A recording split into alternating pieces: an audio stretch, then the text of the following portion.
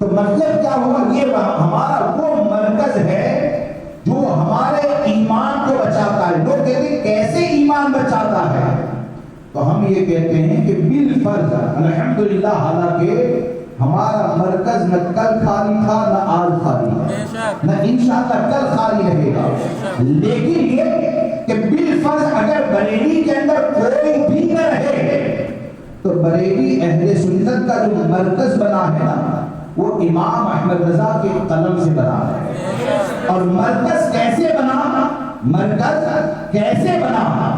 مرکز اس طور پر بنا کہ جب امام اہل سنت کے زمانے میں قرآن کا غلط ترجمہ کر کر توحید مصطفیٰ کا دروازہ کھولا گیا تو ایسے وقت میں امام احمد رضا کے کنز الایمان نے بریلی کو ہمارا مرکز بنایا.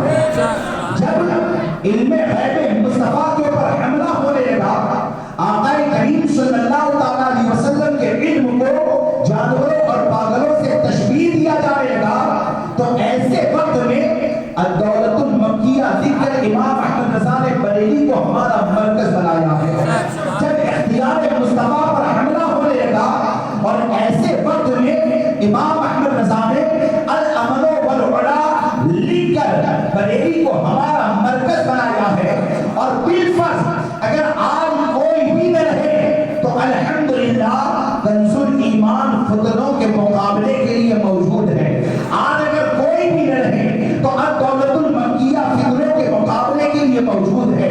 آج کوئی بھی نہ رہے تو الامن والعلا کے فتنوں سے مقابلے کے لیے موجود ہے. اور ہم تو یہ کہتے ہیں کہ جتنے بھی فتنے ہیں امام احمد رضا کی 1000 سے زائد کتابیں یہ کہتی ہے کہ اے مجھ سے محبت کرنے والوں، اگر میری کتابوں سے لگے رہو گے تو میرے گئے ہوئے اگرچہ 100 سال گزر گئے، اگر میری تحریر پر عمل کرو گے تو کبھی تنہا محسوس نہیں کرو گے.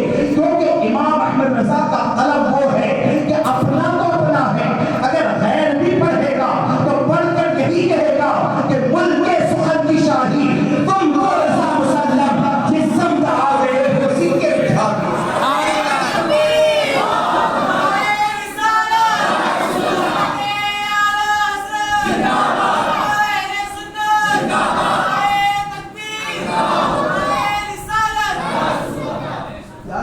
جو شیعہ کی گود میں جا کر بیٹھے وہ مرکزیت کی بات کرتا ہے. جو قلب جبار کی گود میں جا کر بیٹھے وہ اپنے آپ کو عالم سمجھتا ہے. اگر عالم ہوتا تو فتنے میں مبتلا نہیں ہوتا، فتنوں کا مقابلہ کرتا. اگر عالم ہوتا تو فتنوں سے مقابلہ کرتا، فتنوں میں گرفتار نہیں ہوتا. تم نے اپنی زبان سے کہہ دیا کہ تم عالم ہو. ارے تم نے کہا کہ عالم ہو، لیکن عالم کی ذمہ داری کیا ہے؟ امام الانبیاء نے کیا یہ نہیں فرمایا؟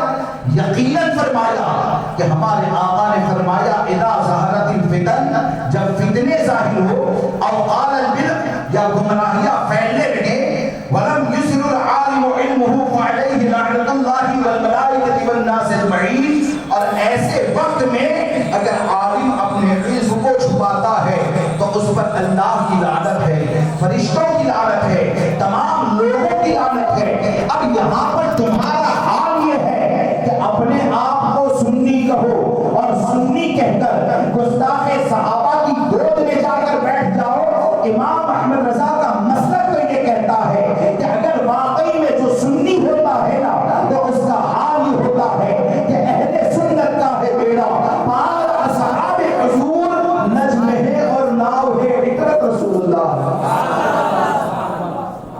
اس لیے الحمدللہ ہمارا مرکز بریلی تھا، بریلی ہے اور بریلی رہے گا انشاءاللہ، بریلی رہے گا. اور جس نے اعلیٰ حضرت کو چھوڑا وہ کہاں پہنچا زمانہ جانتا ہے. جس نے اعلیٰ حضرت کو چھوڑا نا زمانہ جانتا ہے. آج کے دور میں آپ دیکھیے بے شمار فتنے، بے شمار فتنوں میں سے ایک فتنہ یہ ہے کہ ایک بات میں آپ کو بتاؤں کہ آپ دیکھیے کہ جتنے بھی فتنہ اٹھانے والے یعنی دیوبندی، وہابی، قادیانی، رافضی، جھوٹے صوفی، 4 انگوٹھی پہننا، یہ جتنے بھی ہیں نا، آپ نے کبھی سوچا کہ یہ سب کا ٹارگٹ اعلیٰ حضرت ہے؟ یہ جتنے بھی ہیں سب اعلیٰ حضرت ہی سے دور کیوں کرنا چاہتے ہیں؟ ان کا مقصد ہے لوگوں میں صحابہ کی گستاخی کو ڈالتا، لیکن اس سے پہلے کیا کرتے ہیں کہ گستاخ صحابہ بنانے سے پہلے معاذ اللہ لوگوں کو اعلیٰ حضرت کا باغی بنانے کی کوشش کرتے ہیں، دیوبندیت کو پھیلانے سے پہلے اعلیٰ حضرت کا باغی بنانے کی کوشش کرتے ہیں، رافضیت کو پھیلانے سے پہلے اعلیٰ حضرت کا باغی بنانے کی کوشش کرتے ہیں۔ کیوں ہے پتہ ہے؟ یہ جتنے بھی ہیں نا، ان کے ابوابی اچھی طرح جانتے ہیں کہ ہمارے تمام فتنوں کا اگر کوئی مقابلہ کر سکتا ہے تو امام احمد رضا کا قلم ہی کر سکتا ہے۔ یہ سب کو پتا ہے کہ ہمارے تمام فتنوں کا جواب اگر کسی کی تحریر میں پایا جاتا ہے تو وہ امام احمد رضا کی تحریر میں پایا جاتا ہے، اور بخدا امام احمد رضا کے وصال مبارک سے لے کر 105ویں سالہ عرض آپ کا گزرا ہے نا، یہ 105 سال میں جتنے بھی فتنے پیدا ہوئے، تمام فتنوں کی اگر فہرست بناؤ گے تو آپ کو یہ نظر آئے گا کہ وہ تمام فتنوں کا مقابلہ علماء نے اور مفتیان کرام نے اگر کیا ہے تو امام احمد رضا کی کتابوں سے کیا ہے، امام احمد رضا کی کتابوں سے کیا ہے۔ آج آپ دیکھیے کہ آج ہمارے لیے ایک بہت بڑی پریشانی یہ ہے کہ رافضیت کا جو فتنہ ہے، رافضیت کا فتنہ میں اس لیے عرض کرتا ہوں کہ آقا کریم صلی اللہ تعالیٰ علیہ وسلم کی بعثت مبارکہ پر احسان ماننا، تو سب سے بڑے شکر کا ذریعہ یہ ہے کہ اپنے کو گمراہیت سے بچا لیں، کیونکہ آپ گمراہیت سے بچیں گے تو قمقمے کا فائدہ ہوگا، آپ رافضیت خارجیت سے بچیں گے تو آپ کو جھنڈے لگانے کا فائدہ ہوگا۔ اگر آپ گستاخ صحابہ معاذ اللہ بن گئے اور اس کے بعد کالے جھنڈے تمہارے گھر کے اوپر لگنے لگے تو اس سے کیا فائدہ حاصل ہونے والا ہے؟